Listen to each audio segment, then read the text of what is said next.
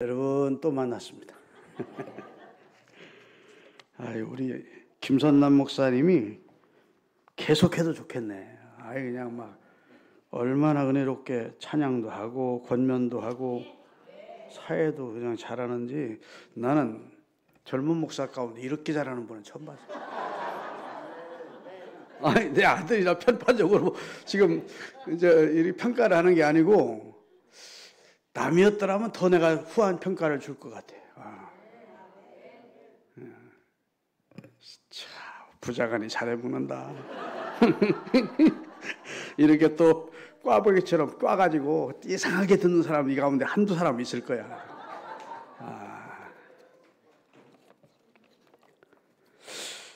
지금이 더 은혜롭다 하는데 다 손을 들고, 우리 원로 목사님이 지금이 더 영성 깊고 은혜롭다 하는데 다 손을 들어.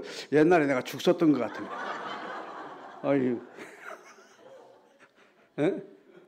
그랬어? 내 옛날에 형편 없었어요?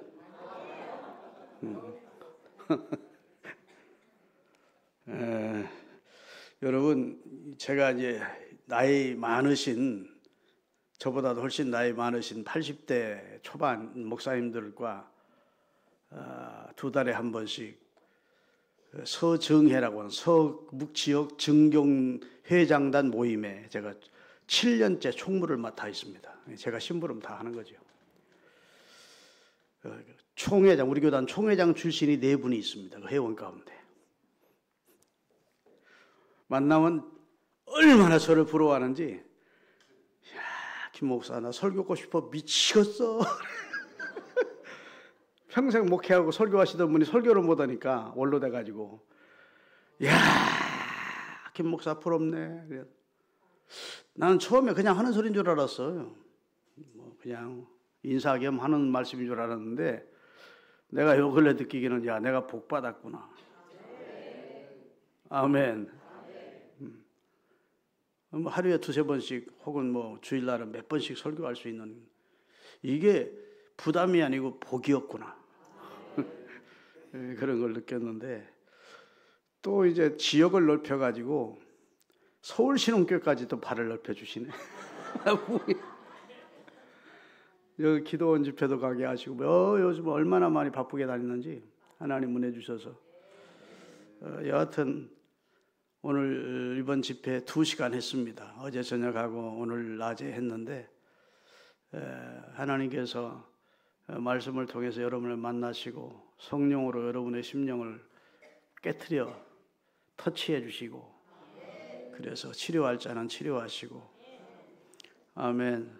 새롭게 할 자는 새롭게 해서 여러분의 인생에 참으로 그때 성회가 내가 너무 은혜 받았고, 그때 성회를 기점으로 해서 내 신앙과 삶이 달라졌다, 그런 고백과 간증을 할 수 있도록 하나님이 역사해 주시기를 바랍니다. 본문을 읽어놓고 어제는 여기는 건드리지도 못했어. 그리고 그냥 하나님께서 감동 주시는 대로 어제 말씀을 전했어. 근데 너무 점잖게 설교를 못하고 집에 가서 우리 집사람이 영상으로 내 설교를 듣고 있는데, 어제 설교를, 이건 약장수도 아니고 이리 뛰었다 저리 갔다 말도 얼마나 빨리 했는지, 여보 꺼 창피해서 못듣겠네. 내가 그랬다니까. 그래서 깨달은 바가 있어서 오늘 낮에는 이 자리에 떠나지도 않고 조용히 했어. 점잖하게. 오늘은 좀 중간쯤 해야 되겠어. 따라합시다. 신신당부하신 말씀. 누가 누구에게 당부했느냐면, 하나님께서 구원받은 성도에게 신신당부한 말씀이 있어요. 그것을 지상명령이라 그럽니다. 지상명령이라는 말은 좀 무겁게 들리잖아. 부담스럽게 들리고. 그래서 제목을 제가 신신당부하신 말씀, 이렇게 제목을 정한 겁니다. 그냥 당부하신 말씀도 소중하지만 주님이 우리에게 주신 말씀은 다 소중하지요. 보석 같은 말씀이고, 아멘, 생명과 능력과 복이 담긴 말씀이죠. 지혜가 담긴 말씀이죠. 측량할 수 없는 은혜가 말씀 속에 있습니다. 예수를 믿으면 말씀의 맛을 알아야 돼. 말씀의 가치를 알아야 돼. 그 말씀에 부딪히면서 스파크가 일어나는, 생의 반전이 일어나는 그런 경험들을 해야 그때부터 말씀이 송이꿀처럼 느껴지고, 설교 시간이 그렇게 은혜롭고, 성경을 혼자 읽고 묵상하는 시간이 그렇게 행복하고, 진국 같은 그런 맛을 느껴야 돼요. 예수 믿는 게 재미가 있어야 됩니다. 부담스럽고 짐스럽고 너무 힘들고, 그거 예수 믿는 사람의 건강한 삶이 아니에요. 건강한 그리스도인은 얼굴에 기쁨이 있고 웃음이 있고, 할렐루야, 입술에 긍정적인 믿음의 고백과 시인이 있고, 생활이 활기차고, 그 삶 속에 감사가 넘치는 그런 삶이 그 정상적인 건강한 그리스도인인데, 기형적인 그리스도인이 많아요. 뭐 이러면서 기도하려면 막 뱀 지나가는 소리에서 하고, 뭐 믿음이 좋은 사람 같고, 왜 그렇게 믿는지 몰라. 그렇게 할 필요가 없어. 아멘. 뭐 하나님 동생쯤 되는 것 같아. 그래가지고 뭐 하나님은 자기 혼자 잘 믿는 것처럼, 하나님은 자기 혼자 다 도통한 것처럼 그렇게 말하고 행동하는 사람들이 있어요. 양주신흥교회, 서울신흥교회는 없기를 바랍니다. 참 저분 보니까 의와 정도를 행하고, 저분 보니까 참 따뜻한 사랑이 있고 의롭게 살고 남 배려할 줄 알고 신사고. 아멘. 그런데 가끔 한마디 들어보니까 그리스도인이네. 배울 만한 그리스도인, 이런 정도 돼야지. 아주 이 세상과는 별도의 어떤 세상을 사는 사람처럼 그렇게 행동하면 안 돼. 믿습니까? 너희는 세상의 빛이다. 너희는 세상의 소금이야. 산속의 소금, 저 하늘의 빛이 되라고 하지 않고 세상 속에서 너 자신을 태워서 빛을 비치고, 내 자신을 녹여서 소금 역할을 해서 썩지 않게 해야 돼. 아멘. 여기 가서 싸우니 하고 베드로가 산에서 내려가지 말고 변화산에서 살자 하니까 예수님이 내려가자! 두 말도 못하게 하고 내려오시냐. 아멘. 그리고 지지고 볶고 그 귀신 들린 아이를 놓고 그냥 뭐 감당하지 못한 9제자들이 그냥 그 아이를 속에 들어있는 귀신부터 쫓아주시면서 주님은 세상을 구원하는 사역을 계속 하신 겁니다. 죄악이 가득한 세상인데, 아이고 이 죄악이 가득한 세상, 냄새나는 세상, 이 세상 싫다야, 따로 살자, 뭐 이러지 않으셨다고. 아멘. 기독교인들이 끼리끼리만 친하게 지내고 끼리끼리만 잔치하고 끼리끼리만 하는 건 하나님이 기뻐하지 않습니다. 교회는 구원선이지 교회는 유람선이 아니에요. 너무 교인들끼리 끼리끼리 뭐 관광다니는 거 좋아하고 친목하는 거 좋아하는 거 필요합니다. 코이노니아라는 교제가 교회 가운데 하나의 기능이니까. 그런데 그것만 하지 전도를 안 해. 교회는 구원선인데, 물에 빠져 죽어가는 사람을 건지는 생명선인데, 그 기능은 제껴놓고 그냥 어디 놀러 가자, 어디 식당 잘한다 뭐 이러면서, 그거 좋지 않습니다. 네, 앞으로 이제 식당 가자 소리는 전혀 안 하게 생겼는데, 내가 틀림없이 말씀을 잘 들어야 돼. 교회의 기능 가운데 하나가 교제, 코이노니아가 있어요. 그러니까 교회가 서로 사랑하고 교제하고, 성도가 서로 교통하는 것과, 이렇게 우리가 신앙 고백을 하잖아. 거룩한 공교회가 서로 성도가 서로 교통하는 그 기능이 중요하다고. 근데 그 기능만 하지 무슨 전도하러 나갈 생각을 안 해. 그러면 그건 하나님이 기뻐하는 교회는 아니죠. 우리 이 서울신흥교회가 VIP 새가족 초청 축제를 하는 것을 하나님이 흐뭇하게 보실까, 째려 보실까? 흐뭇하게 보실 거야. 교회는 선교 지향적인 교회, 전도 지향적인 교회를 추구할 때 교회를 부흥을 주세요. 그리고 교회가 평안하게 하셔. 근데 전도할 생각하지 않고 맨날 남 얘기에 쌓고는 싼말이라고 교회가 분열만 하려고, 하나님이 기뻐하는 교회가 안 되면 교회가 문제가 심각해져요. 파벌이 생기고. 믿습니까? 우리의 에너지를 전도하는 데 사용하고, 생명구원하고 선교하는 데 사용해야 하나님이 자꾸 더 주시지. 하나님 주신 축복받아 가지고 맨날 뭐 파당이나 짓고 분열이나 하고 남 얘기나 해석하고 하면 성령이 기뻐하시겠습니까? 마귀가 기뻐하지. 믿으시면 아멘. 오늘도 또 삼천포로 빠졌다고 본문 건드리지도 못하고 갈지 모르니까 본문으로 다시 돌아오겠습니다. 자, 하나님이 우리에게 신신당부하신 말씀이 신신당부하셨는데, 하나님이 왜 신신당부하실까? 하나님 뭐가 부족해서? 절대 완전하시고 절대 풍요로우신 분이고, 아멘, 절대 충만하신 분인데 뭐 주님이 우리에게 부탁할 필요가 뭐가 있어요? 당부할 필요가 뭐 있어요? 그런데 하나님을 위해서 부탁하는 것이 아니고, 따라합시다. 인류의 구원을 위해 하나님이 부탁한 겁니다. 아멘. 타락한 인류를 다시 회복시켜 구원시켜 주시려고 하는 하나님의 원대한 계획을 가지고, 하나님이 인간이 타락한 그 순간부터 하나님은 여인의 후손 중에 사단의 머리통을 밟을 자를 보내실 것이라는 예고를 하십니다. 그것이 창세기 3장 15절이에요. 이걸 원조복음이라 그래. 원조복음. 여러분 동네에 무슨 뭐 식당 같은 데 가보면 원조 식당이라고 있잖아. 제일 먼저. 근데 원조가 너무 많아. 그게 문제인데 성경의 진짜 원조는 창세기 3장 15절입니다. 사단을 저주하면서, 인간을, 아담과 하와를 범죄케 한 사단을 저주하시면서 앞으로 여인이 낳은 자를 통해서 내 머리통을 밟을 자를 내가 보내겠다. 그래서 예수님은 여인의 후손으로 오십니다. 그렇죠? 남자 여자가 결혼해서 혹은 동침해서 낳은 자식이 아니에요. 예수님은 성령으로 잉태되셔. 그래서 남자애를 거치지 않고 한 동정녀, 깨끗한 여자 동정녀인 마리아를 통해 성령으로 하나님이 잉태시킵니다. 생명에 주입되게 하신 거예요. 아멘. 하나님은 너무너무 쉬운지, 천짓을 말씀으로 창조하신 분이 그거 못하겠습니까? 그래서 태어나신 분이 누구예요?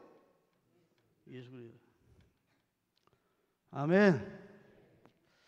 자, 그런데 이건 하나님께서 이렇게 이제 나중에 이 일을 이루어 가실 일이고, 하나님이 인류 구원을 계획하고 나서 한 사람을 택하십니다. 그게 아브라함이야. 따라합시다. 아브라함이 75세 되던 해에 하나님께서 너는 너의 본토 친척 아비 집을 떠나 내가 네게 지시할 땅으로 가라 하고 한 사람을 선택하세요. 믿습니까? 선택하시고, 그 다음에 내가 너로 복이 되게 하고 천하 모든 사람이 너로 인하여 복을 받게 될 것이다. 아브라함만 복 받는 게 아니라 너를 통해서 천하 모든 사람이 복을 받도록 해줘. 이건 너무도 비현실적인 말씀 같아요. 아니, 중동에서는 어떤 75세 된 노인에게 야, 너 뭐 본토 친척 아비집을 떠나서 나 말 믿고 순종하면 천하 만민이 너 때문에 복 받게 될 거야. 너를 축복하는 자 내가 복 주고 너를 저주하는 자 저주할 거야. 모든 인류의 중심이 너를 통해서 돌아가게 해줄 거야. 이게 지금 현실 가능한 얘기입니까? 근데 아브라함은 그 말씀을 믿었대. 그리고 출발한 거예요. 그때가 75세였어요. 그리고 24년이 지났어. 그럼 몇 살이야? 예? 계산도 못 하시나? 귀찮아서 군입뛰기도 싫어서 말씀도 안 하시나? 99세 때 오늘 본문 창세기 18장 17절부터 읽어야 돼. 17절은 이런 내용이에요. 내가 가고자 하는 일을 아브라함에게 숨기겠느냐? 숨기지 않겠다는 겁니다. 그리고 나서 18절, 본문 띄워주세요. 18절, 19절 같이 읽겠습니다. 아브라함은 앞으로 아브라함을 강대한 나라의 원조, 조상으로 만들고, 그 다음에 천하 만민은 그로 말미암아 복을 받게 될 것이 아니냐. 자, 강대한 나라, 그 다음에 천하 만민에게 아브라함 통해 복을 줄 것이라는 겁니다. 아멘. 그 다음에 19절, 내가 아브라함 그와 그 자녀와 권속에게, 이거 후손들에게, 그 다음에 명하여 여호와의 도를 지켜 의, 공도, 정의롭게 살게, 의롭게 살도록 그렇게 해서 아브라함과 내가 맺은 약속이 어떻게 성취되는지를 천하 모든 사람이 다 보게 될 거다. 자, 하나님 너무 오버하시는 건 아닙니까? 이렇게 쉽잖아요. 아니, 중동에 한 노인을 불러놓고, 99세 된 노인을 불러놓고, 너는 앞으로 강대한 나라를 이루고 천하 만민이 너로 인하여 복을 받고. 아멘. 아멘. 그리고 내 말이 너와 네 자녀와 네 권속들에게 이 말씀이 실현되고요. 네가 하나님의 말씀을 자녀 손들에게 전수해 주어서, 아, 우리 조상 아브라함이 했던 말씀이 다 이루어지는구나 하고 모든 후손들이 다 입술로 고백할 수 있도록 만들어주마. 그런 거예요. 아멘. 그러면서 아브라함에게 뭘 강력하게 부탁했느냐 하면 자신에게 주신 하나님의 약속과 말씀을 자녀와 그 후손들에게 전수시켜 주라. 이 말씀을 강조하신 거예요. 아멘. 하나님이 많은 민족 가운데 유대인을 선택하시는데, 신명기에 보면 유대인을 선택하신 뜻이 나와요. 너희가 하나님의 은혜로 선택을 받은 것은 너희 수요가 많아서 너희를 선택한 게 아니라는 겁니다. 너희는 가장 작은 족속이라는 겁니다. 하나님이 미미하기 그지없는 이스라엘을 선택하시는데 무슨 큰 민족이라 그리고 강대한 나라라 선택한 것이 아니고 소수였는데 하나님이 선택을 하신 겁니다. 왜 선택을 하시느냐? 따라합시다. 계시를 맡기시기 위하여. 하나님이 하실 일을 알려주어서, 하나님이 하실 일이 뭐예요? 인류를 구원하는 구원 계획을 미리 알려주어서 아브라함과 그의 후손들이 대대손손 하나님의 말씀을 전수하도록, 아멘, 하나님의 신앙을 계대하도록 해서 하나님의 아들 예수 그리스도가 오실 때, 아, 하나님은 말씀하신 대로 구세주를 보내셨구나 해서 한 사람이라도 더 예수 그리스도를 주로 영접해서 구원 얻고자 하는 계획을 가지시고 이스라엘을 먼저 선택하신 겁니다. 그래서 이스라엘을 계시의 의탁처로 삼으시고 이스라엘에게 부탁하는 것이 요엘서 1장 3절입니다. 그건 이스라엘 백성들에게 하나님이 다 주신 말씀이에요. 요엘서 1장 3절, 너희는 이 일을, 여기 이 일은 무슨 말일까요? 너희는 이 일을 했을 때 하나님이 너희를 어떻게, 너희 조상을 어떻게 선택했고 너희 조상이 애굽에서 어떻게 하나님의 은혜로 출애굽에서 구원을 받았고 홍해를 어떻게 건넜고 광야에서 하나님께서 아무것도 생활이 불가능한 광야에서 하나님이 하늘의 만나와 그 다음에 반석에서 생수를 터뜨려 너희를 먹이시고 기적같이 너희들을 보호하시는 가운데 가나안으로 들어가게 하셨고 가나안의 은총을 누리게 하셨음에도 그 내용을, 그러다가 하나님 경고했는데도 말씀을 거역하며 살다가 하나님 앞에 매를 맞은 내용, 그런 모든 것까지도 자식들에게 가르쳐 주래. 이 일을 너는 너희 자녀에게 말하고 너희 자녀는 또 그 자녀에게 말하고, 아멘. 그 자녀는 그 후세에 말해서 하나님이 말씀하시고 어떻게 행하셨는지를 계속해서 후손들에게, 이게 이제 하나님이 신신당부한 첫 번째 당부입니다. 너 하나 말씀 듣고 끝나지 말고 하나님께서 너에게 어떻게 역사하셨는지 너로, 그 다음에 네 생애로 끝내지 말고 하나님이 너를 어떻게 구원하셨고 어떻게 사랑하셨고 하나님이 내 삶 속에 어떻게 역사해 주셨는지를 이스라엘 백성은 자식들에게 가르쳐서 계속 전수를 해야 된대. 신명기 4장 9절입니다. 다 같이 읽겠습니다. 오직 너는 스스로 상가하며 내 마음에 힘써 지키라. 그리하여 내 눈으로 그 본 일을 잊어버리지 마라. 내가 생전하는 날 동안에 그 일이 내 마음에서 떠나지 않도록, 경각심을 불러일으키는 겁니다. 하나님의 말씀에서 떠나지 않도록 마음에 단단히 결단하고 믿음으로 살라. 그리고 나서 하는 말씀이 너는 그 일들을 내 아들들과 내 손주들에게 알게 하라는 거예요. 이게 이제 하나님께서 신신당부한 내용입니다. 신앙을 꼭 계대시키라는 거예요. 믿음을 전수시켜주라는 거예요. 하나님의 말씀을 후손들에게 계속 전달해서 여호와의 신앙을 갖도록 해주라는 겁니다. 하나님의 언약을 붙들고 살도록 해주라는 거예요. 아멘. 신명기 32장 7절입니다. 다 같이 옛날을 기억하라. 역대 연대를 생각하라. 내 아버지에게 물으라. 그가 네게 설명할 것이요 내 어른들에게 물으라.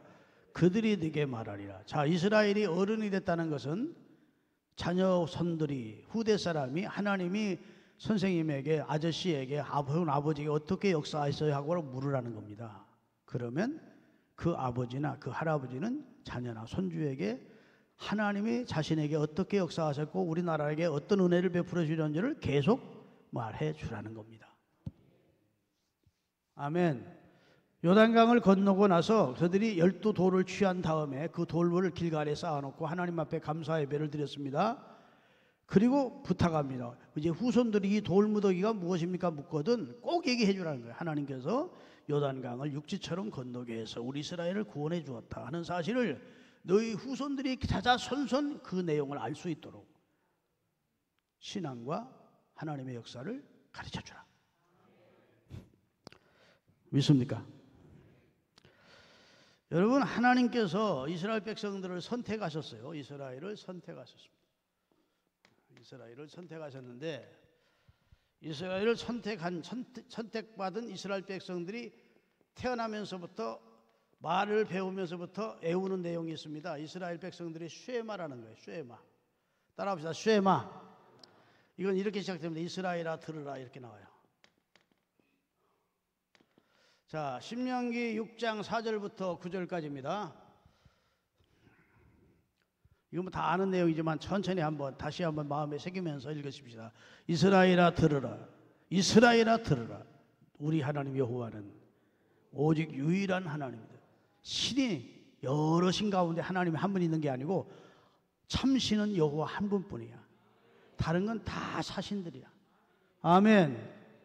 귀신, 타락한 귀신들이 사람들을 붙들고 만든 거짓 종교들과 거짓 신들이야. 우리 하나님 여호와는 오직 하나인 여호와. 그리고 그 사실을 알리라는 거예요. 너는 마음 다하고 뜻 다하고 성품 다하고 힘 다해서 하나님 사랑하래. 너부터 하나님을 사랑하래. 따라합시다. 나부터 하나님을 사랑하자. 나는 제껴놓고 딴 사람 자꾸 신경 쓰지 말고 나부터 하나님 앞에 나부터 하나님을 사랑해. 왜? 내가 하나님의 사랑을 엄청 입었거든. 아멘. 이처럼 사랑을 입었어. 독생자를 나를 위해 주신 사랑을 내가 입었어. 그래서 나부터 하나님을 사랑하래. 그 다음에 두 번째는 그 말씀을 내 마음에 새기래. 다 같이 내가 오늘 네게 명하는 이 말씀을 너부터 마음에 새기래. 자식분 나중에고 우선 너부터 하나님 사랑하고 너부터 하나님의 말씀을 마음에 새기래. 그 다음에 자식입니다. 7절 내 자녀에게, 이게 이제 하나님의 쉐마 명령이에요. 신신부탁의 내용이야. 내 자녀에게 부지런히 하나님의 말씀을 가르쳐라. 하나님이 행하신 역사와 하나님이 약속하신 약속의 말씀을 가르치래. 언제? 집에 앉았을 때, 길을 갈 때, 누웠을 때, 일어날 때 항상 가르치라는 말입니다. 그리고 그 말씀을 내 손목에 메고 내 미간에 붙이고 바깥문과 문설주에 기록해놓으라. 그 말은 하나님의 말씀이 생활화되는 가정을 만들어라 그 말이에요. 말씀을 벗어나지 않는, 하나님의 말씀을 생활화하는 그런 가정을 만들라, 이런 명령을 하셨어요. 그래서 그 하나님의 신신 부탁의 핵심은 자녀들의, 너부터, 너 자신부터, 그 다음에 자식에게, 자식들에게 하나님의 말씀을 전수해 주라는 겁니다. 시편 127편 3절에 보면 자식은 내게 아니래, 여호와의 주신 기업이래. 아멘. 자식을 자기의 소유물로 생각하면 안 돼요. 아멘. 그러니까 소유물로 생각하는 사람들은 자기 한을, 자기가 이루지 못하는 한을 자식을 통해 이루어보겠다고, 자식에게 그런 뜻이나 그런 달란트가 없는데 막 우격다짐으로 그냥 막 강요하고, 막 공부 막 강요하고, 그 다음에 이래서 아이들 더 삐뚤어지게 하는 경우가 많아요. 자식을 소유물로 생각하면 안 됩니다. 자식은 여호와와 관계가 있어. 여호와가 내게 맡겨주신 기업이래. 그러니까 첫째는 자식은 내게 축복이고, 두 번째는 사명이야. 다 아멘 할 때까지 기다릴 거예요. 자식을 받았으면, 내게 자식이 태어났으면 나는 사명받은 겁니다. 그 자식을 하나님의 사람으로 키워야 되는 사명을 받은 거야. 선교학적으로 자식이 제1선교지야. 외국에 선교하러 가기 전에, 이웃에 전도하기 전에 자식이 먼저 내가 복음을 전해줘야 될 선교지라고. 믿습니까? 그게 이제 성경의 신신 하나님의 부탁이야. 아멘. 그렇기 때문에 하나님이 왜 그렇게 아브라함과 그 다음에 아브라함의 후손인 이스라엘에게, 자자손손에게 하나님의 말씀을 전수해 줄 것을 부탁하느냐, 그것이 이제 마태복음 1장 1절에 그 뜻이 나옵니다. 여러분, 마태복음 1장 1절은 아브라함과 다윗의 자손 예수 그리스도의 계보라, 옛날에는 예수 그리스도의 세계라 이렇게 돼 있어요. 거기 누구 이름이 먼저 나오죠? 여기 아브라함과 그 다음에 다윗의 자손으로 이 세상에 오시는 예수 그리스도 얘기가 시작됐다 그 말입니다. 마태복음 1장 1절은. 그러니까 구약성경과 신약성경을 갈고리처럼 딱 연결시키는 말씀이 마태복음 1장 1절이에요. 다시 말해서 신약성경은 구약과는 관계없는, 구약은 유대교고 신약은 기독교니까 구약과는 아무 관계없는 내용이 아니고, 구약은 약속이고 신약은 성취인데, 아멘. 그래서 하나님께서 아브라함에게 주셨던 약속이 뭐냐? 다윗의 후손을 통해서 하나님이 메시아를 보내시겠다는 약속이에요. 구약의 약속 전체가 이 사실을 자자손손에게 가르쳐주래. 중간에 이 사실이 알려지지 않는 세대가 있으면 돼요, 안 돼요? 안 된다는 겁니다. 바로 이런 세대가 있어서 하나님이 하신 말씀이 어느 세대 한 100년 동안 전혀 후손들에게 전달되지 않았어. 그래서 하나님의 약속을 후손들이 전혀 알지 못했고, 그리고 말씀을 배우지도 못했고, 그런 상태 속에서 예수님이 오시면, 예수님이 오신 의미가 없는 것이죠. 왜 저분이 오셨을까? 저분이 메시아라는 증거가 어디 있어? 성경대로 오시고 성경대로 죽으시고 성경대로 부활하셔야 예수님이 메시아이심을 믿게 되는 겁니다. 아멘. 그래서 고린도서 15장에 보면 그는 성경대로 죽으시고 성경대로 3일 만에 부활하사 이렇게 나온다고. 성경대로. 구약의 모든 말씀은 예수님께서 하신 말씀은 곧 내게 대하여 말씀한 것이라는 겁니다. 예수님이 자기가 주인공이래. 그러니까 지금 하나님께서 아브라함과 이스라엘에게 앞으로 네 후손들 가운데, 아브라함의 후손들 가운데 다윗의 계보를 통해서 예수 그리스도를 보내서 인류를 구원하게 될 것이라는 말씀을 계속해서 후손들에게 전해주래. 이게 어느 시대의 중간에 끊겨버리면, 그러면 하나님의 여운이 성취되더라도 의미가 없고 성취될 수 없는 겁니다. 그래서 하나님은 이 부탁을 신신부탁한 겁니다. 로마서 3장 1, 2절입니다. 로마서 3장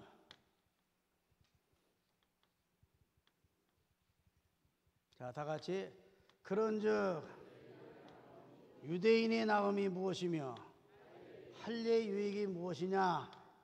범사의 모든 일에 많다. 유대인의 유익한 점이 많다. 유대인이 하나님의 축복을 많이 받았다. 그런 뜻이에요. 유대인이 하나님의 백성이 되었다는 것은 축복이라는 겁니다. 아멘. 그 가운데 최고의 축복이 뭐냐? 따라합시다. 하나님의 말씀을 맡았습니다. 말씀 맡은 민족이 됐다는 겁니다. 하나님께서 말씀을 어느 한 사람을 선택해서 그 다음에 그 사람을 한 민족을 이루어 하나님의 말씀을 주셔서 그 말씀이 자자손손에게 계대되어서 하나님이 이제 작정하신 때가 되면 하나님이 모든 일을 그의 경륜과 섭리에 맞춰서 때를 따라 역사하시는 분인데 하나님이 그 아들을 보내실 때가 되면 예수가 우연히 태어난 것이 아니고 우리 조상들에게 약속하신 대로 예수님이 오셨구나 하는 사실을 누구도 부정할 수 없도록 하기 위해서 하나님이 말씀의 계속성을 강조한 겁니다. 믿습니까? 그래서 말씀 맡은 민족이 된 겁니다. 이스라엘 사람들은요, 아버지가 자식을 신앙으로 키우는 책임이 있습니다. 엄마에게 권한이 있는 게 아니고 엄마의 영향을 많이 받지만 성경 공부나 신앙 교육은 아버지가 시켜요.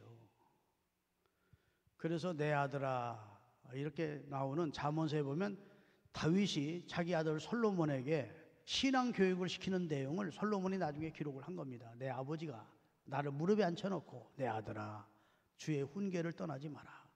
아멘. 하나님이 우리 민족에 행하신 역사를 네가 잊어버리지 마라. 이런 걸 계속 가르쳤다는 거예요. 유대인들이 사는 모든 나라에 유대인의 회당이 있습니다. 시나고게라고 하는 회당이 있는데 이 사람들은 일반 학교를 가기 전에 먼저 회당 교육부터 먼저 받습니다. 그다음에 회당 교육을 받은 다음에 일찍 일어나서 그 다음에 회당 교육 끝나고 나서 학교 교육을 받습니다. 그만큼 회당 교육이 중요한데 이 회당 교육을 통해서 어릴 때 아주 어렸을 때 조그만 때부터 하나님이 어떤 분이냐 성경에 나오는 위대한 인물이 누구냐 그 사람들이 어떻게 살았느냐 이런 내용을 그냥 깐난 얘기 때부터 가르치는 거예요. 식사할 때 앉혀놓고 부모가 가르치고 너 오늘 회당에서 뭘 배웠니? 아버지가 물어요. 삼손에 대해서 배웠어요. 그래? 삼손이 어떤 인물이냐? 배운 대로 얘기해 주는 거야 아이가. 삼손은 선민으로 나시인으로 하나님이 구별했는데 술 좋아하고 여자 좋아하고 쫄딱 망해가지고 두 눈 뽑히고 그리고 큰 건물이 무너져 압사돼서 죽었대요. 이런 내용을 할 거 아닙니까? 그럼 너는 어떻게 살아야 되겠어? 이렇게 가르치는. 유대인의 교육은 질문 교육입니다. 우리는 주입식 교육이잖아. 그래서 유대인들이 변호사가 많은데 그냥 변론안을 쓸 때 그냥 위서부터 시작하면 끝에까지 그냥 거침없이 쓴다는 겁니다. 육가 원칙에 의해서. 그만큼 어렸을 때부터 질문에 답하는 법을 가르치는 거예요. 너는 어떻게 생각하냐? 너는 뭘 배웠냐? 그러면 너는 앞으로 어떻게 살아야 되겠니? 이렇게 묻는 거예요. 이렇게 살아야 돼? 이렇게 가르치지 않고 그러면 스스로가 대답하게 해서. 아멘. 그게 유대인의 자녀 교육법인데, 그 유대인의 자녀 교육법이 지금 전 세계를 휩쓸고 있습니다. 몬테소리라든지 무슨 우리 유아 교육은 유대인이 최고예요. 여하튼 그 유대인들은 그렇게 자녀를 키우는데 주입식 교육을 시키는 게 아니라 질문식 교육을 통해서 성경의 인물들과 성경에 기록된 하나님을 어렸을 때 가르쳐 주는 겁니다. 그리고 12살에서 13살이 되면 따라합시다. 미츠바. 바라고 하는 건 아들이라는 말이에요. 요나의 아들 시모나 할 때 바요나 시모나 하는 말은 바는 아들이고 그 다음에 미츠바라는 말은 계약입니다. 계약. 말씀이란 뜻이에요. 그러니까 이 말씀 합하면 뭐예요? 말씀의 아들이 되는 거예요. 이스라엘 백성들은 13살이 되면 성인식을 해줘요. 이것을 유대 말로 바미츠바라고 합니다. 이 성인식은 그 개인에게, 성인식 하는 개인에게 일평생에 가장 의미 있고 큰 잔치를 해줍니다. 결혼보다 더 크게. 전 세계에 있는 친척들을 돈을 다 보내주어서 빙계표 사가지고 오라고 초청해가지고, 그래가지고 성인식을 해요. 성인식 하기 1년 전에 성경을 완전히 마스터하도록 어렸을 때부터 가르쳐가지고 특별히 시브리어로 성경을 읽을 수 있도록 만들어줘요. 그래가지고 성인식이 시작되면 시브리어 성경을 펴놓고 자기가 가장 감동받은 구절을 읽게 하고, 아멘. 그리고 이제 뭐 가족에서 빵빠라 행사를 하고, 그다음 이제부터 너는 이스라엘 민족의 성인이 됐다. 이스라엘 사람들은 전쟁이 일어나서 다 죽어도 12살짜리 남자아이 하나만 살아있으면 이스라엘의 신앙과 전통과 모든 예법과 그걸 문화를 다 지켜갈 수 있다고 믿는 거예요. 그래서 그때까지 가르치는 겁니다. 이스라엘 사람들이 언제 어떻게 될지 모르는 그런 살벌한 세상을 이스라엘이 살았거든요. 600만을 도륙하는 그런 히틀러 같은 무지몽매한 사람들이 있었고 했기 때문에 이스라엘 사람들은 언제 우리나라에 어떤 재난이 와서 우리가 다 죽는다 하더라도 12살짜리 하나에만 살아남으면 우리 민족은 다시 생존한다. 구루터기가 살아남는 것이다. 이렇게 믿는 거예요. 여러분, 예수님도 누가복음 보면 몇 살 때 성전에 갔습니까? 안 읽어보셨구나. 12살 때 성전에 갔는데 얼마나 성경 박사인지 제사장들하고 성경 토론하다가 부모님이 집으로 돌아가는데도 따라가지를 못하고 나중에 부모가 3일길을 돌아와서 찾아와서 만나니까, 아니 아들이 아버지 집에 있는 것이 당연하지 않습니까? 왜 찾으러 다니셨습니까? 이렇게 말씀하는 내용이 있어요, 없어요? 그런데 예수님이 왜 12살 때 성전에 갔을까? 그 이스라엘 백성의 문화가 12살부터는 이제 하나님 앞에 단독으로 서야 되는 인격체라고 믿는 거예요. 나도 설교 준비하면서 야, 우리 손주들 성인식 시켜야 되겠다. 성경에 보니까, 성경이 아니고 이스라엘 내용을 보니까 12살, 13살 못 시켰으면 15살에 시켜도 되고 17살까지 시켜도 된대. 만 17살 때까지. 우리 성주가 만 몇 살이 지금? 성주 18 되기 전에 시켜야 돼. 본인이 나는 이제 성인이다. 그리고 앞으로 하나님 앞에서 어떻게 살겠다고 하는 본인의 입으로 고백을 하게 하고. 아멘. 성경을 지침으로, 성경을 삶의 교훈으로 삼고 살기로 결단하고, 이스라엘 백성으로서의 자긍심과 자존심감을 잃지 않도록 하겠다는 그런 소원들을 하는 겁니다. 아멘. 그 참 의미가 있다. 야, 이스라엘 사람들은 교육부터가 다르구나 이런 생각이 들더라고. 여하튼 자녀 교육을 누구에게 맡겼어요? 부모에게 맡기는데 특별히 아버지에게 자녀 교육을 맡겨요. 그러면 이스라엘 백성들의 아버지는 4가지 기능을 해야 됩니다. 첫째, 아버지는 보호자야. 둘째, 공급자야. 음식 돈 벌어다 애들 가족들 먹여 살려야 돼. 공급자. 그 다음에 가족을 보호해야 돼. 도둑이 들어왔는데 못 나가고 남편이 여보 당신 나가봐. 그러면 보호자 자기가 없는 거야. 딱 가족 보호 가려고 남자가. 세 번째, 가이드, 안내자. 네 번째지만 가장 중요한 것이, 따라합시다. 교훈자. 예, 교육시키는 자입니다. 아버지가 해야 될 기능 가운데 가장 중요한 것이 하나님의 말씀을 자식들에게 전수시켜주는 거야. 그걸 하나님께서 이스라엘 부모들에게 신신 부탁한 겁니다. 너부터 하나님 사랑하고 말씀을 마음에 너부터 새기고 네 자녀들에게 부지런히 가르쳐라. 아비는 자식에게, 그 자식은 또 그 자녀에게, 그 자식은 또 그 자녀에게 말씀해서 하나님의 말씀이 주님이 오시고 우리의 생을 살 때까지 계속 전수되도록 해야 된다.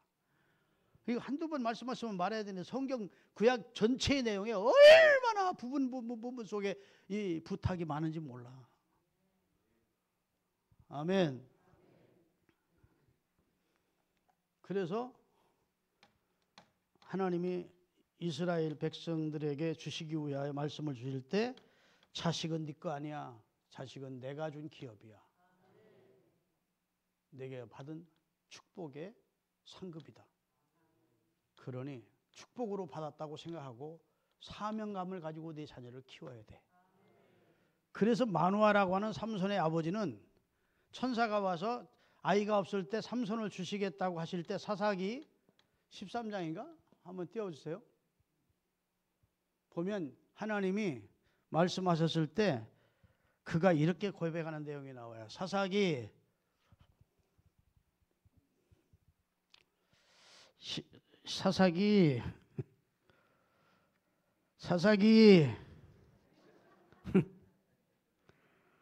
아 이거 어디가 있대.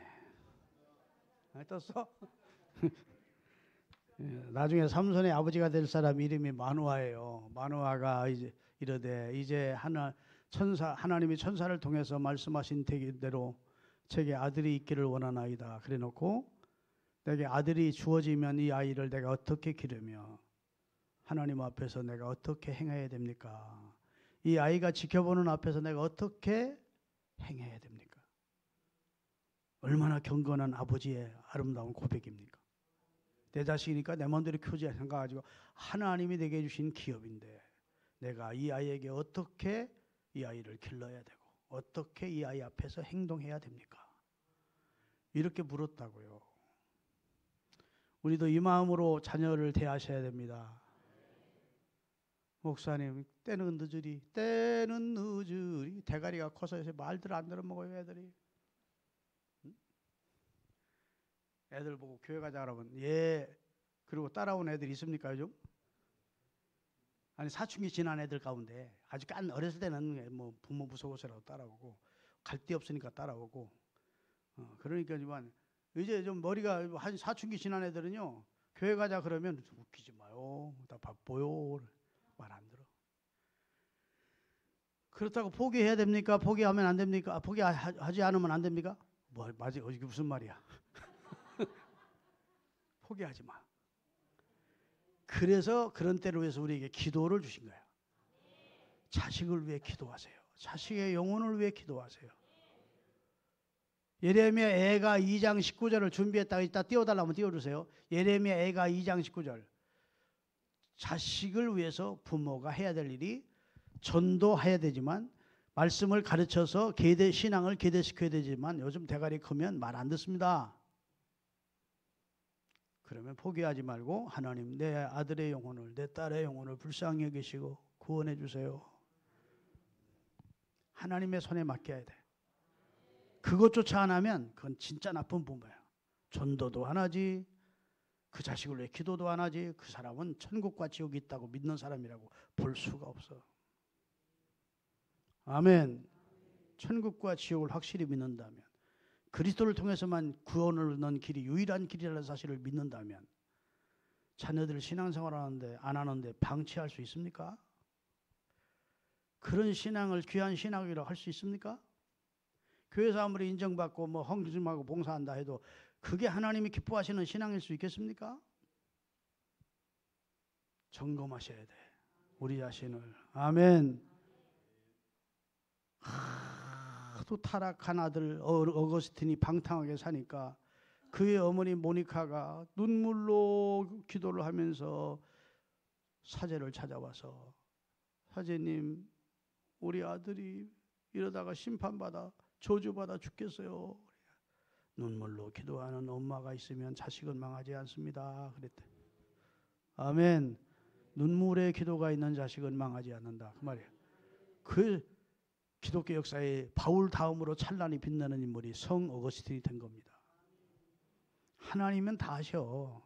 하나님은 못할 일이 없어. 그렇게 강팍해도 하나님이 성령으로 그를 마음으로 찾아가 주시든지 어떤 계기를 통해서 그리스도를 주로 영접하게 하시든지 그렇게 완악하고 강팍했던 애가 깨져서 그리스도 앞에 손들고 하나님 앞에 나와서 부모보다 더 신실한 신앙을 갖는 애가 얼마나 많은지 몰라.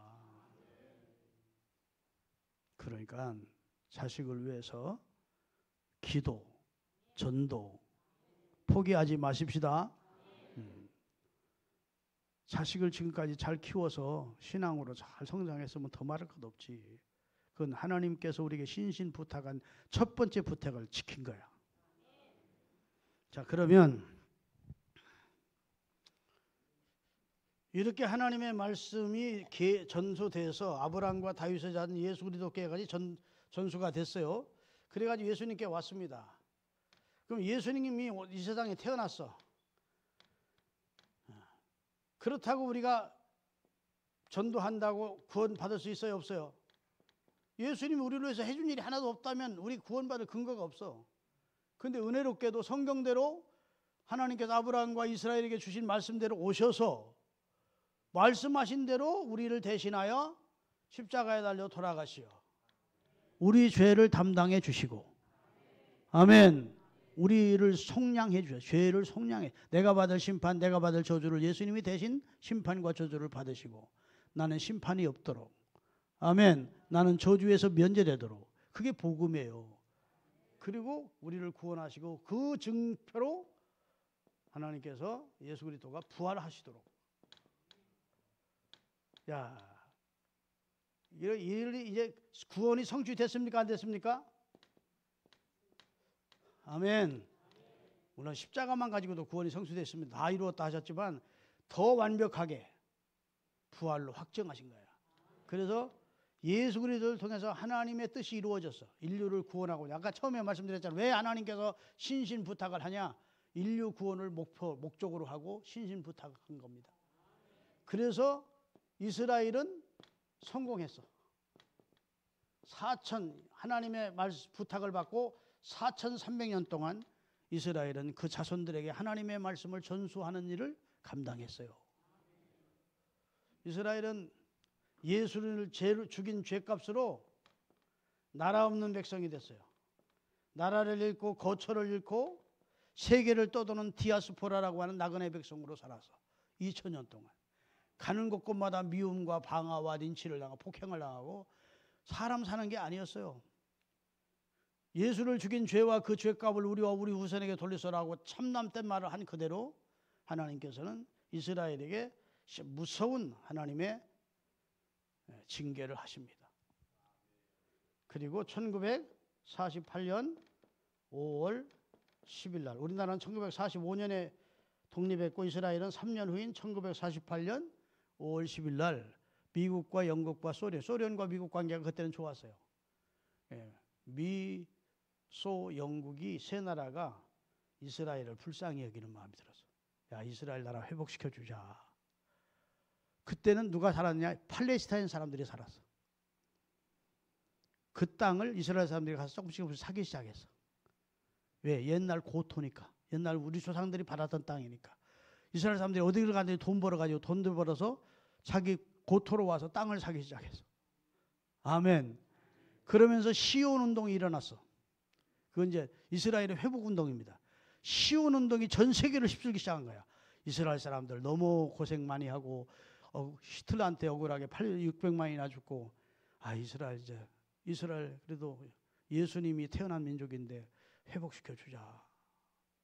그런 운동이 일어나면서 1948년 5월 10일 독립이 됐어요. 남의 나라 독립됐으니까 기쁠 게 별로 없는지 모르지만 그래도 성경이 이루어졌으니까 아멘 하셔야 돼. 이렇게 이스라엘이 회복을 시켰다고. 이스라엘의 회복이 통해서 이제 하나님이 결국은 하나님께서 이스라엘 백성들을, 이스라엘은 성공했어요. 말씀을 자손들에게 계대하는 일을 성공했어. 그래서 1948년 5월 10일 날 이스라엘이 독립해서 다 세계에 흩어졌던 나라들이 이스라엘로 모여들었는데 2000년 동안이나 여러분 세계에 흩어져 살았으면 신앙이나 문화나 그 다음에 예법이나 음식이나 뭐 이런 모든 것이 좀 다 바뀌었어야 되잖아.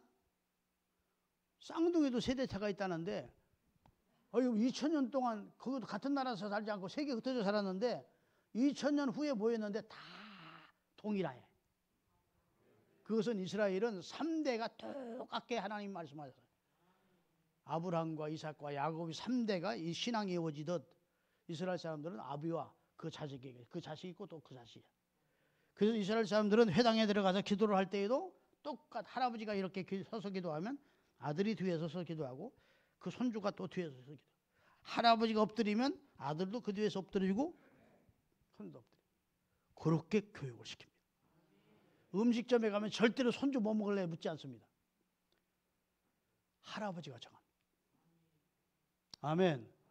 나는 우리 손주들 데리고 가면 뭐 먹을래? 피자 먹고 싶다. 그래. 근데 이스라엘은 절대로 아이들이 원하는 대로 먹이지 않습니다. 이스라엘의 전통 음식 토셔를 먼저 몸에 익히고 입맛에 맞게 만들어줘야 돼요. 먹다 보면 입맛이 들어. 이게 이 식습관이 막혀. 그래서 음식이라든지 문화라든지 무슨 뭐 예배의 전통이라든지 예법이라든지 신앙이라는 것이 하나도 세대차가 없이 각처에 흩어져 있던 이스라엘이 보였는데 동일한 거야. 여러분, 이스라엘 강대한 나라입니다. 하나님이 아브라함을 부르시면서 창세기 28장에 내가 너로 강대한 나라가 되게 하고 있는데, 이스라엘이 지금 강대한 나라입니까? 약한 나라입니까? 네타냐후가요 고집 부리면 트럼프도 꼼짝 못해. 우리가 뉴스 가보면 보잖아.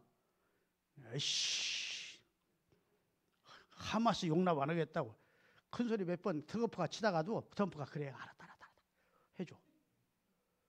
이스라엘 무섭습니다. 지금 세상을 세계 함부로 건드리지 못해. 아멘. 자기 백성 억류되어 있는 자기 나라 사람들을 구출하는데 엔테베 구출 작전이라고 전광석화처럼 자기 백성들을 데려와요. 이디오피아에 가 있는 자기 백성들, 그저 이디오피아가 공산화되기 직전에 그냥 전광석화처럼 이스라엘 사람들이 다 구원해와. 왜? 솔로몬의 혈통들이 거기 있으니까. 시바의 영화를 통해 나오는. 이스라엘이 함부로 할 수 없어요. 모사드라고 하는 그런 정보기관을 통해서 전 세계를 다 쥐고 있습니다. 믿습니까?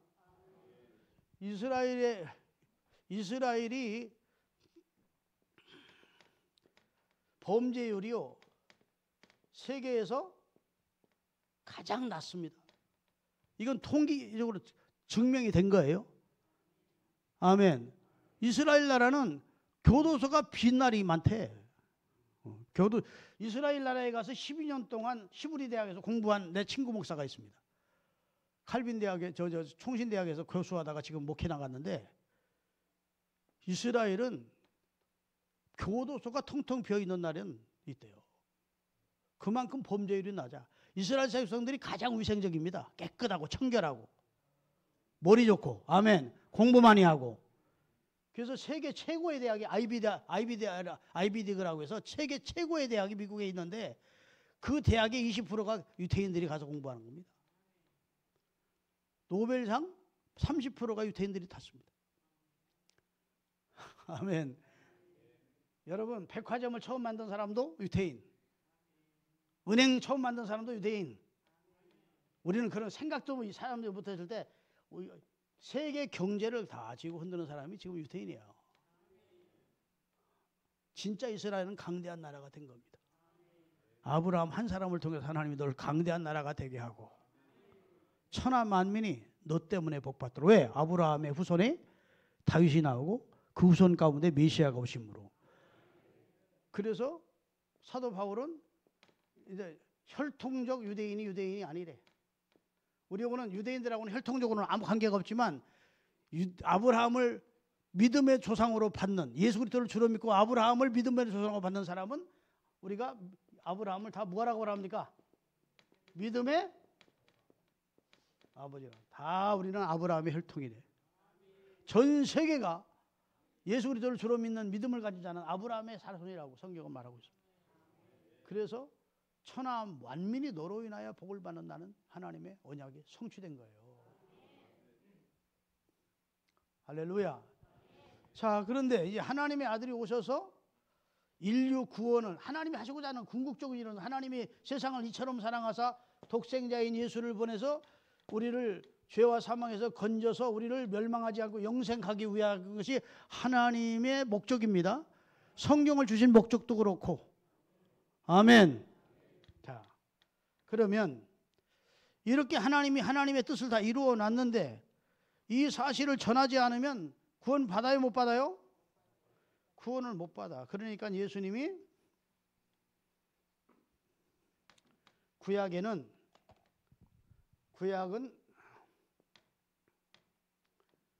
수직적인 거예요. 아버지가 자식에게, 자식이 또 자식에게 수직적인 자손에게 계속 말씀을 전하는 것이고, 신약 시대에 와서는 이제 하나님의 아들 예수 그리스도가 구원을 이루어 놨으니까 뜻을 다 이루었어. 자식들에게 전수해서 예수님이 이 세상에 오시게 됐어. 말씀하신 대로. 아멘. 성경이 이루어졌어. 그래서 예수님이 오셨어. 그리고 구원을 이루었어. 근데 이 사실을 전하는 자가 없으면 구원 받아요, 못 받아요? 구원 못 받으니까 하나님이 예수님을 십자가에서 구원이 성취되긴 다음 이 사실을 전하라고 또 다른 보혜사인 성령을 보내주셔서, 그리고 이제는 수평적인, 그다음에 수직적인 전도인데 이제 수평적인 선교를 부탁하신 겁니다. 너희는 가서 모든 족속으로 자자 손손에게 신앙을 계득시키라는 것 이상으로, 물론 그것도 중요하지만 이제는 구원이 성취됐으니까. 아멘. 하나님이 너희를 위해서 놀라운 구원 역사를 완성하셨으니까 이 사실을 예루살렘과 사도행전 1장 8절을 띄우겠습니다. 오직 성령이 너희에게 임하시면 너희가, 성령 받으면 권능을 받고 그 다음에 순서적으로 됩니다. 예루살렘이 복음의 시작점이에요. 하나님이 이스라엘에게 하나님의 말씀을 위탁하셨어. 계시의 의탁처를 삼으신 다음 이 이스라엘을 복음의 전진기지로 시작점으로 삼기 위해서 여기서부터 성령이 폭발하고 그리스도의 구원의 역사가 일어나고 성령이 폭발하게 해서 예루살렘과 유대와 사마리아와 땅 끝까지인데, 여기 사마리아에서부터 여기서는 스페인으로 복음이 가고 소아시아로 복음이 가고 그 다음에 유럽으로 가고 영국으로 가고 미국으로 가고, 지금부터 1140년 전에 하나님이 호레이스 언더우드와 헨리 아펜셀을 통해서 우리나라에 복음이 전해지도록 하신 거예요. 아멘. 그래서 이스라엘은 하나님의 말씀, 하나님의 신신당부를 그런대로 성공적으로 지켜왔어. 4300년이 지난 지금까지 유대인들은 그래도 하나님의 약속을 붙들고 그 약속을 자녀손들에게 지금도 계승시켜주고 있어. 아멘.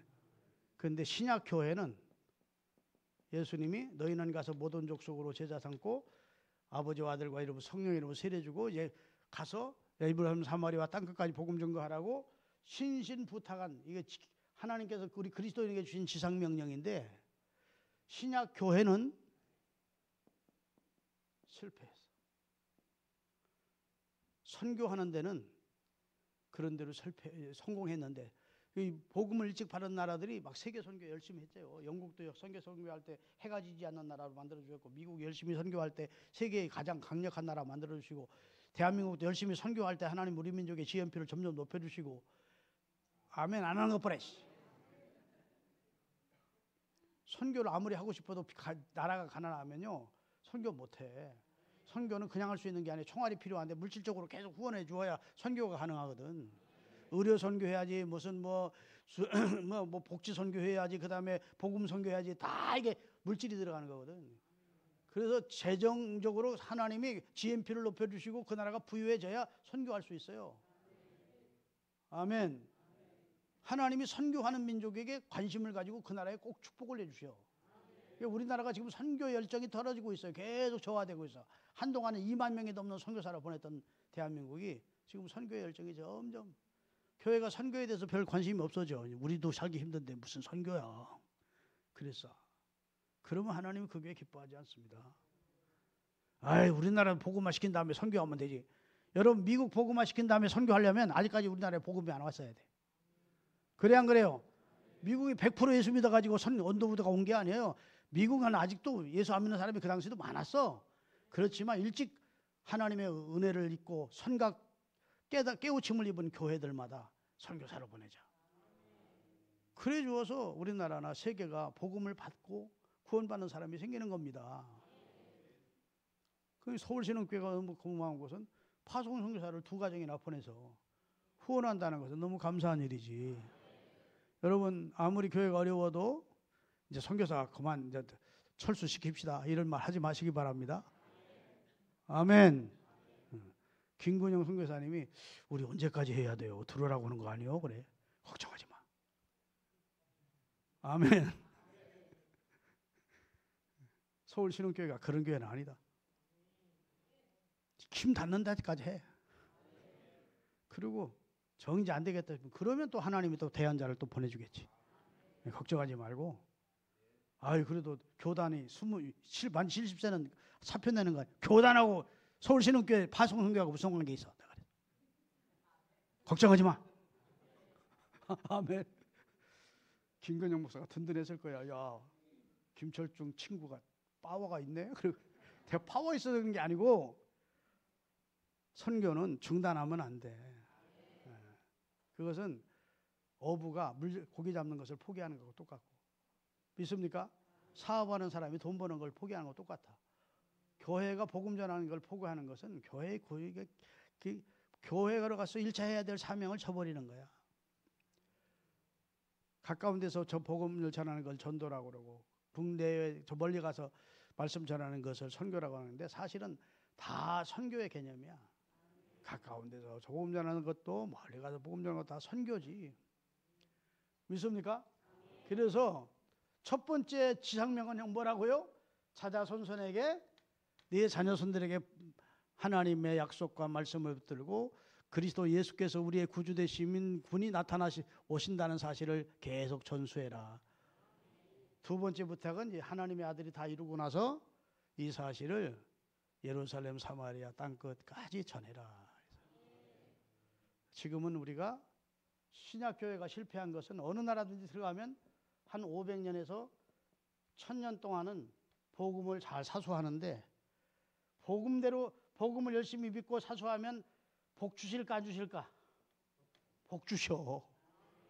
그 복 받으면 이제 하나님에 대한 열정이 식어. 인간 참 못돼 먹었어요. 여러분 하나님이 이스라엘을 가나안 땅에 들여보내시면서 하나님이 걱정이 많았어. 아세요?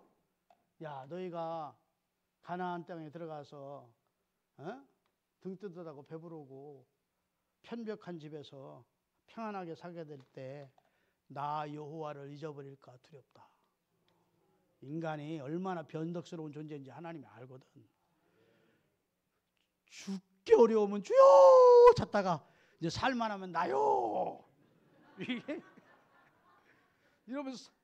여러분 성경 사사기가 그 얘기가 반복되는 거예요. 다람쥐 쳇바퀴 도는 것처럼 이스라엘이 어려움 당하면 주여 그래 살려주세요. 이스라엘 막 주변 나라부터 공격당해 어려움 당하면 그럼 하나님이 또 이 자기 백성의 부르짖는 소리를 또 외면하지 않고 사사를 보내셔. 그래서 자기 백성을 구원해 주셔. 그래가지고 이제 번영을 또 하나님이 주시는 축복과 번영을 누려. 그러면 또 하나님을 떠나. 인간 참 살만하면 나요 하고 살아. 하나님 무슨 필요 있어? 그러고 자기 통장 믿고. 이게 하나님이 이스라엘에게 가나안을 주시면서 제일 걱정이 너희가 나를 잊어버릴까 두렵다. 나 여호와를 잊지 마라. 아멘. 나 여호와를 잊지 마. 내게 이런 축복을 준, 내가 이런 상을 누리도록 내가 복을 주고 너를 높여주고 너를 귀하게 해준 나를 잊지 마라. 나를 잊으면 신명기 28장 후반부에 하나님의 심판과 진노가 임한다는 내용을 가르쳐 주신 겁니다. 이런 부흥회를 종종 한 번씩 하는 것은 다시 한번 우리 신앙을 점검하고 아멘. 신앙의 옷깃을 여미고 내가 정신 차리고 믿음 지켜야 되겠다. 말씀을 붙들고 살아야 되겠다. 아멘. 내 영혼이 건강해야 되겠다. 이런 기회를 주시는 거예요. 여러분, 이거 설교 빨리 끝내야 되는데 큰일 났네. 내일 안 올 것 같아서. 길면 안 오니까 우리 한국 교인들은 무조건. 사람이 호흡해야 되는데 호흡을 못하고 병원에 가면 산소 호흡기로 호흡하는 사람이 있습니다. 그렇죠? 예? 스스로가 호흡이 안 되는 거야. 자, 영양을 섭취해야 되는데 스스로 영양 섭취가 안 돼. 먹을 수 없어. 그러면 영양제를 닌겔 통해서 공급을 해줘요. 자기가 영양을 섭취할 수 없어. 순환기에 병이 생기면 배설을 못해. 여기도 빼고 호수 넣고 여기도 빼. 그래요, 안 그래요? 이 사람 살아있어요, 죽었어요? 살아있어. 생명은 틀림없이 있어. 그런데 너무너무 허약한 빈약한 생명이야. 아멘. 이 사람과 축구장에 축구볼 쫓아다니는 사람하고 이 사람도 축구 선수도 지금 생명이 있어. 근데 같아야 틀려요? 다르지. 신앙생활도 꼭 산소호흡기 차고 남들이 먹여줘야 먹고 중환자 겨우겨우 숨만 쉬는 신앙인들이 많이 있어요. 대한민국에 그런 신자들이 점점 더 늘어가고 있어. 하나님은 여러분과 제가 영적으로 충만하기를 원합니다.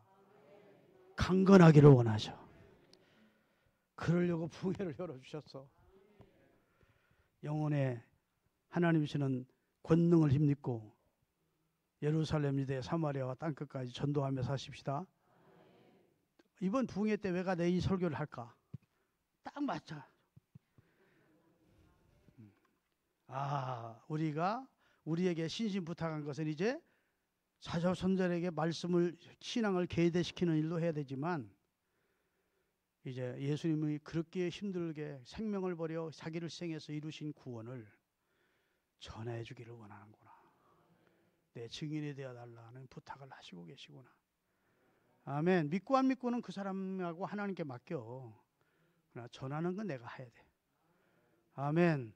주저하지 말고 너무 쭈삣쭈삣하지 말고 저 사람에게 전도했다가 지금까지 좋은 관계까지 또 관계가 나빠지는 거 아니야? 뭐고 또 알지 못하는 사람에게 전도했다가 저 사람 시비 걸고 나한테 덤비는 거 아니야? 그러지 말고 생명 걸고 우리 앞선 신앙의 선배들은 전도했어요. 그렇게까지는 못하더라도 지금은 얼마든지 관계 전도가 가능해. 가장 중요한 것이 지금 관계 전도입니다. 길거리에서 이렇게 나눠주는 거 가지고는 별로 효과가 없어. 어떤 사람은요, 돈에다가 예수 천국 불신지옥 스탬프로 찍어가지고 무식한 교인이야. 누구든지 그거 보면 욕하겠습니까? 욕하지 않겠습니까? 예수 믿는 것들 무식해가지고 예의도 없어가지고. 아니 전 대한민국 사람들 다 쓰는 지폐에다가 스탬프로 예수 천국 불신지옥 이렇게 찍어가지고 돈 돌려서 그거 보고 감동받아서 교회 나온 사람 있을까 없을까? 욕만 하지. 그렇게 하지 말고 차라리 지나간 사람에게 따뜻한 차 한 잔 대접하면서 아멘. 그리스도의 사랑을 실천하면 그런 걸 감동을 받지.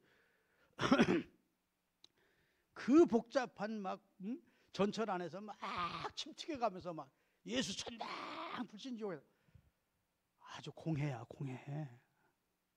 지혜롭게 해야 돼요. 아멘. 예수님은 지혜는 뱀에게서도 다 배우래. 믿습니까? 이번 부흥회 때 우리 지혜롭게 전도하십시다.